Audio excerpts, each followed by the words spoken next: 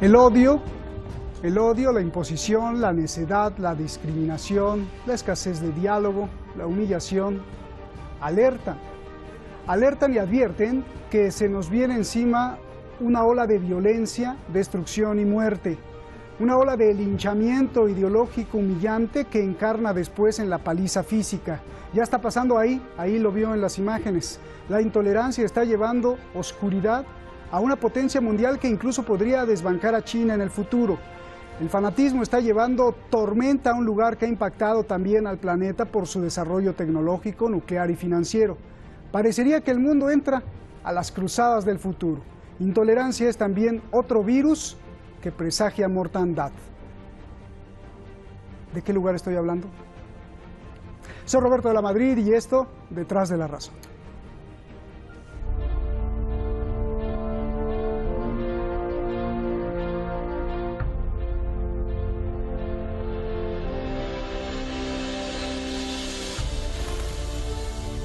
Es la India.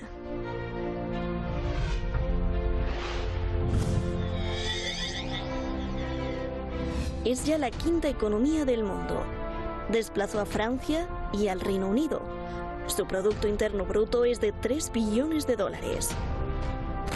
Es el segundo país más poblado del mundo, más de 1.300 millones de habitantes. Se calcula que en 2021 sea el más poblado y supere a China. La India también tiene un número de pobreza gigante, alrededor de 300 millones. Su industria del cine es la más productiva del mundo. Es una potencia nuclear, entre 80 y 140 ojivas. Y un comercio pujante.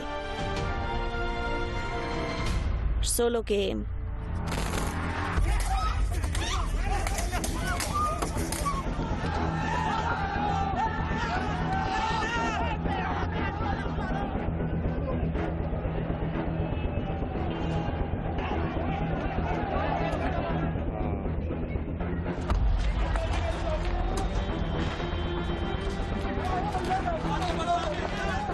la India reprime con fuerza a los musulmanes.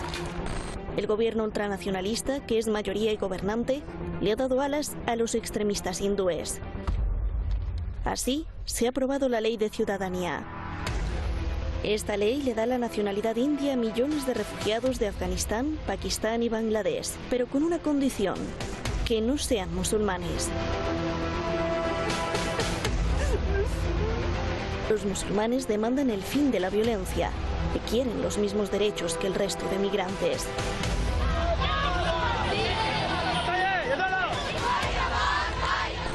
जो हिंदुस्तान की मिट्टी के मुसलमान हैं, जिनके पुरखे मां भारती की संतान है, भाइयों बहनों, उन पर नागरिकता कानून और NRC. Aunque alegan que la ley no afecta a los musulmanes indios, acusan al primer ministro de permitir que se haga una limpieza ideológica. El 14% de la India profesa el Islam y el 80% el hinduismo. Turbas de hindúes radicales persiguiendo manifestantes musulmanes es el paisaje, mientras la policía mira o incluso se une. Los extremistas atacan mezquitas e incendian casas y negocios, gritando India para los hindúes. Centenares de heridos y muertos en los últimos meses.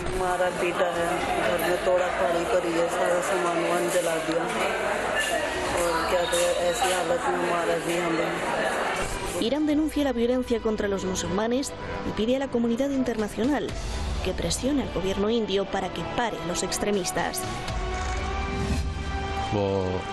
Los corazones de los musulmanes de todo el mundo están afligidos por la masacre de musulmanes en la India. El gobierno de la India debe enfrentar a los extremistas hindúes y sus partidos y detener la masacre de musulmanes para evitar su aislamiento en el mundo del Islam.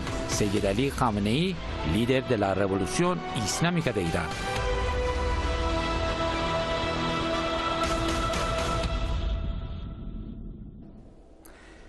Muchísimas gracias al equipo de Detrás de la Razón, muchísimas gracias, como siempre, a usted por estar ahí detrás de la razón y detrás de nosotros, empujándonos a ser mejores cada vez y defendiéndonos también de la censura en YouTube. Vamos directamente con nuestros invitados. Están con nosotros dos maestros que pues apreciamos mucho, Iñaki Gil de San Vicente.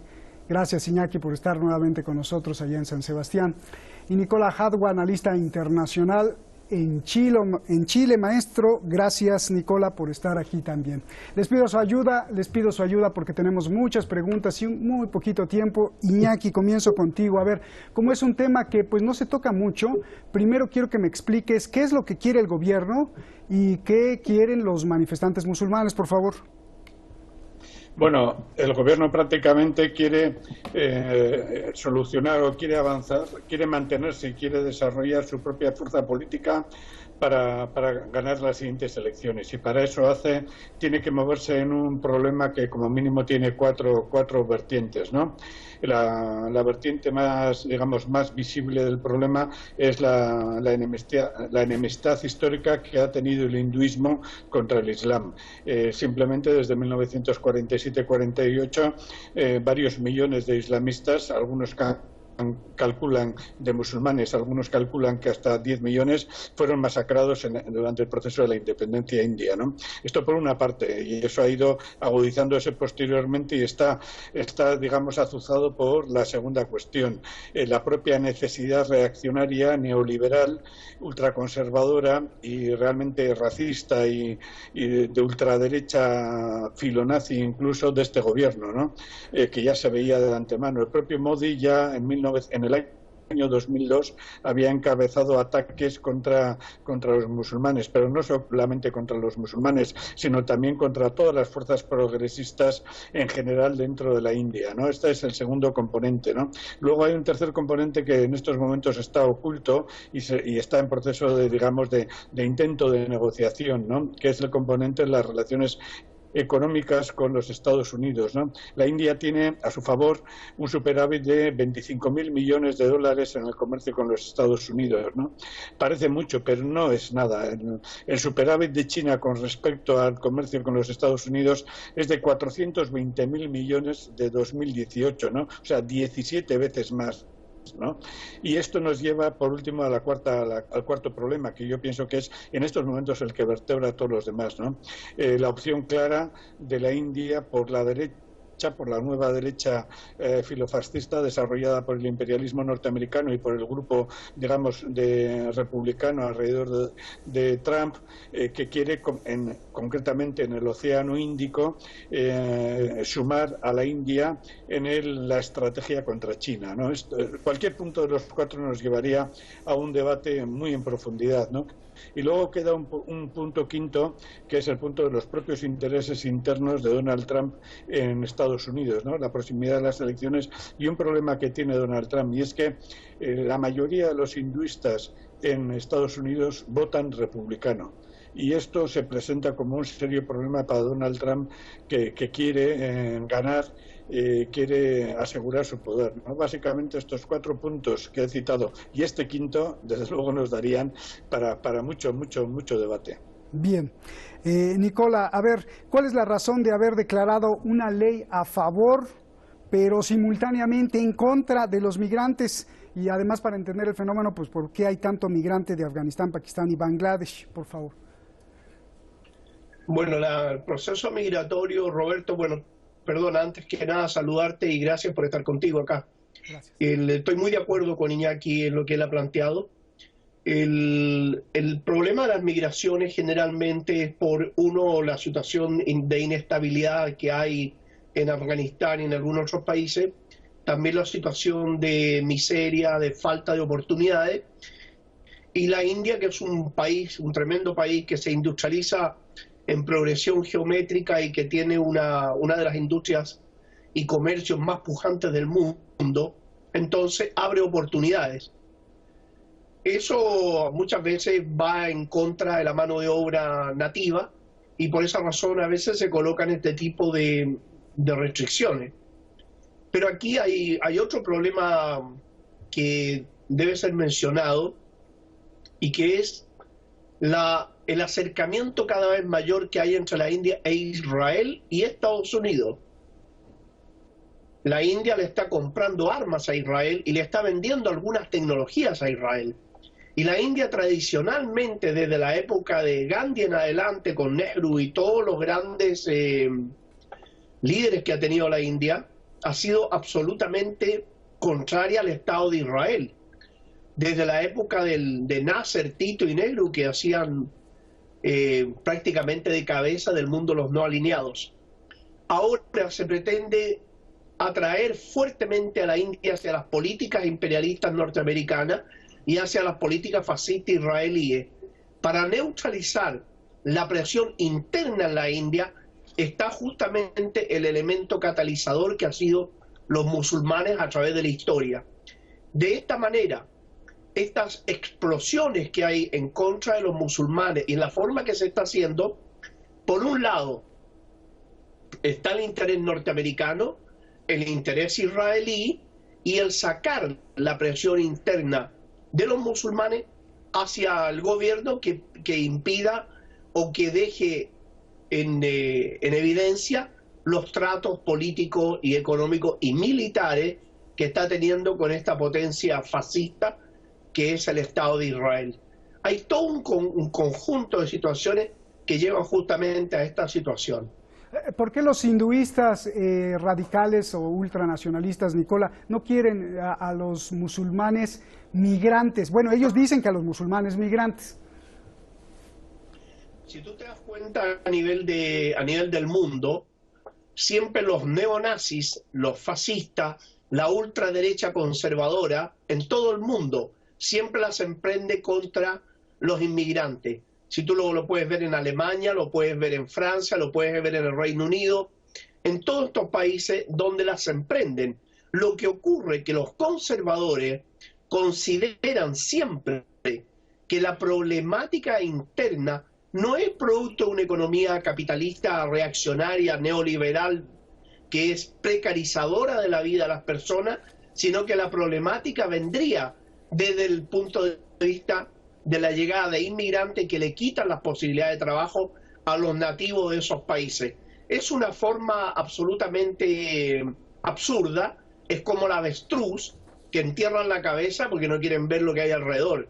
El problema que hay en esas economías capitalistas es un problema insoluble que va a existir absolutamente siempre, y la migración también va a existir siempre, porque no solo está el saqueo imperialista que hace de los países, que los empobrece y que obliga a estas inmigraciones, sino que además el sistema capitalista va produciendo estas desigualdades, profundiza las situaciones de miseria y se provoca justamente el problema de la migración. Tiene una doble alimentación. El reprimir eso no es más que una forma ridícula de querer buscar culpables que estén fuera del sistema. Mira, qué bonito símil se me acaba de ocurrir con lo que dices, porque además hay que recordar que todo este caos en esa zona se lo debemos a las reglas y escuadras británicas que dibujaron mapas y se partieron y se repartieron todo ese lugar y lo dejaron en caos por décadas. Iñaki, a ver, con lo que me decías, que yo te iba a preguntar justamente eso, porque era sospechoso que este movimiento nacionalista, patriotista, que si bien no es nuevo, pero que tiene un auge tremendo, empezando por Donald Trump, que justamente acaba de visitar la India, además, y que no solo es Trump, sino el movimiento nacionalista parece una peligrosa ola mundial, y precisamente Bharatiya Janata, el partido gobernante en la India, pues es ultranacionalista. Quiero que desde esos puntos me expliques el fenómeno de la violencia, Iñaki. Una cosa es no estar de acuerdo, otra cosa es matar a la gente, destruir sus casas, y cómo y por qué este odio. Yo te pregunto, ¿hay detrás algún factor económico global o político global, ya que en estas regiones circundantes, en China, en Myanmar, se ha denunciado también lo mismo? ¿Es un nuevo mapa geopolítico de conflictos confesionales que se está diseñando? Por favor, explícame este fenómeno de la violencia que estamos viendo. Creo que es muy interesante. Bueno, mira, el viaje de Donald Trump no es el primero de un presidente norteamericano, ¿no? Pero ya Obama mantuvo muy buenas relaciones con el progresivo escoramiento de la India hacia el lado occidental. digámoslo así, ¿no? Simplemente lo que ha hecho Trump se ha intentado apropiar para sí de una vía abierta ya con Obama, cuando Obama intentaba crear y avanzar con una política aparentemente menos brutal que la de Trump, pero en el fondo más brutal porque era mucho más astuta, más civilina y más maquiavélica. Obama ya mantuvo una línea de acercamiento a India, ¿no? De la misma forma, Modi, una de las primeras cosas que hizo cuando fue en esta segunda vez presidente fue a todo correr hacer un viaje en junio de 2019 a Estados Unidos a entrevistarse con Trump, ¿no? Y todos sabemos que cuando hay viajes de estos, lo importante no son las fotos que se establecen o cómo Modi le ha llevado a Donald Trump a un escenario que precisamente lleva el nombre de Hotel Trump en Nueva Delhi, ¿no? Sino las conversaciones y las negociaciones que hay ahí de fondo, ¿no? Entonces, en este proceso de acercamiento de dos potencias, una potencia imperialista y otra que quiere ser subimperialista, hay un problema frente a ellos, ¿no? Que es el problema de la presencia del eje euroasiático, China y Rusia, y a la vez de cómo Pakistán, que era un aliado de Estados Unidos, un aliado estratégico de Estados Unidos en el caso de Afganistán, está escorando abiertamente, está girando abiertamente hacia China, ¿no? En este complejísimo programa hay otro punto, y es que la política económica de Modi ha sido un fracaso rotundo. Modi se caracterizó por una política económica, digamos, de neoliberalismo crudo y duro, de hoz y coz, ¿no? Y no ha conseguido reactivar. El desarrollo de la India, es un desarrollo meramente cuantitativo, porque parte de un atraso secular, ¿no? Entonces es un desarrollo cuantitativo con algunos niveles de tecnología comprensible por la inmensidad y la población disponible, pero es un desarrollo cuantitativo que está llegando ya al límite y que en estos momentos está topando con serios obstáculos, ¿no? Y que va a topar todavía más con las restricciones que vienen impuestas no solamente con el coronavirus, sino con el estancamiento mundial. Todo esto hace un problema muy claro. En las condiciones internas, con una lucha de clases interna en la India, donde las huelgas son por centenares de millones de personas, el azuzamiento del odio, como se ha explicado antes, como ha explicado el compañero chileno, el azuzamiento del odio, de esa reserva de irracionalidad, como analizaba un autor de la Escuela de Frankfurt hablando del fascismo en Europa, de esa reserva de irracionalidad, tiene una función muy clara, tiene la función de hacer una piña alrededor de los ejes de las burguesías, de los subimperialistas y de las burguesías imperialistas, en este caso de Estados Unidos y a otro nivel de Europa, ¿no?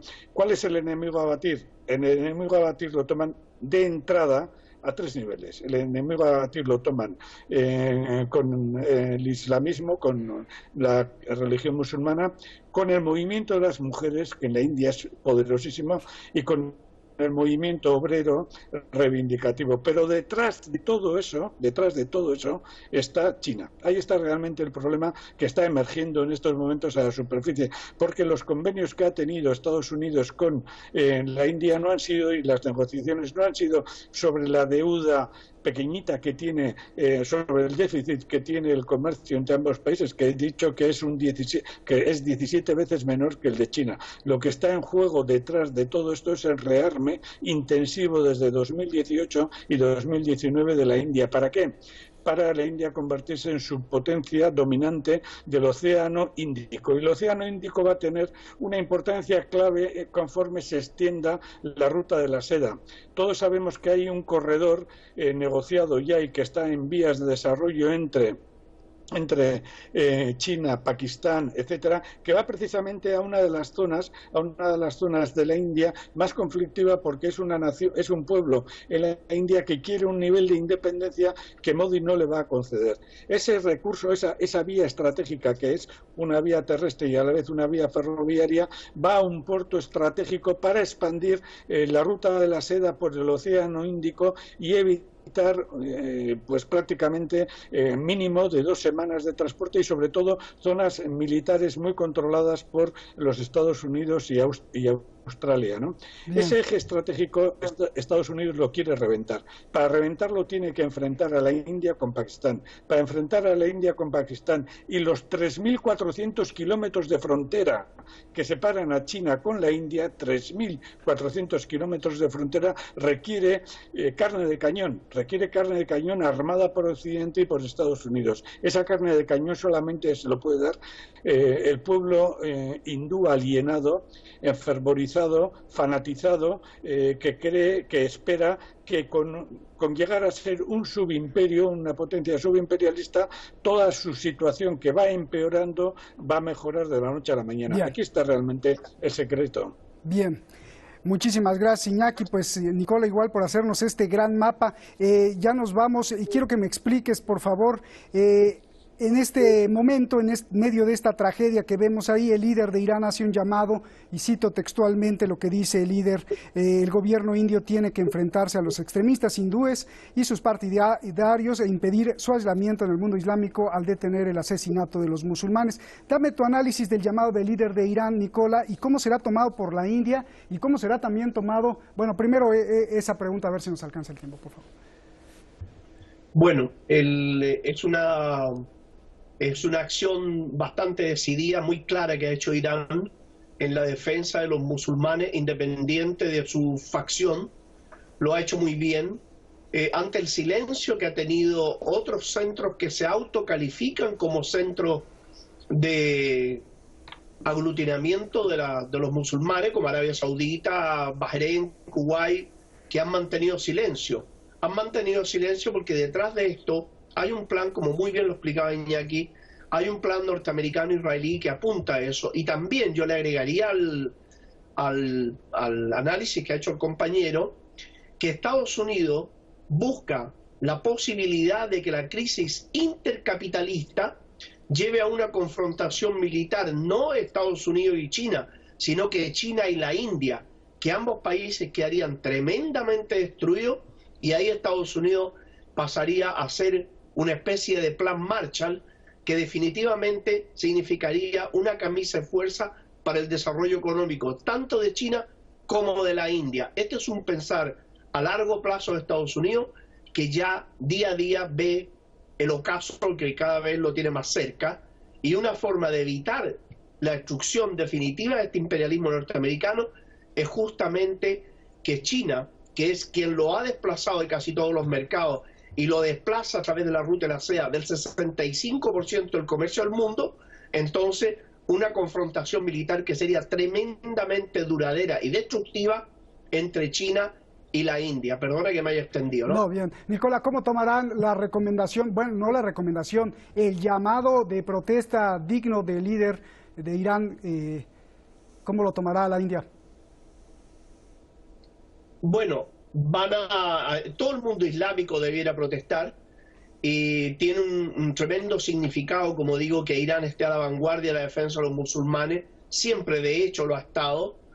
Yo veo que la cordura debe implantarse tarde o temprano, porque esto no es aislado de lo que ha ocurrido en Myanmar y todo lo que está ocurriendo, porque por un lado Estados Unidos asusa a las fuerzas más reaccionarias, las fuerzas más arcaicas y medievales del islamismo que están en Arabia Saudita y en Bahrein, en esa zona, y por otro lado utiliza esos mismos defectos de esos países para descalificar al Islam.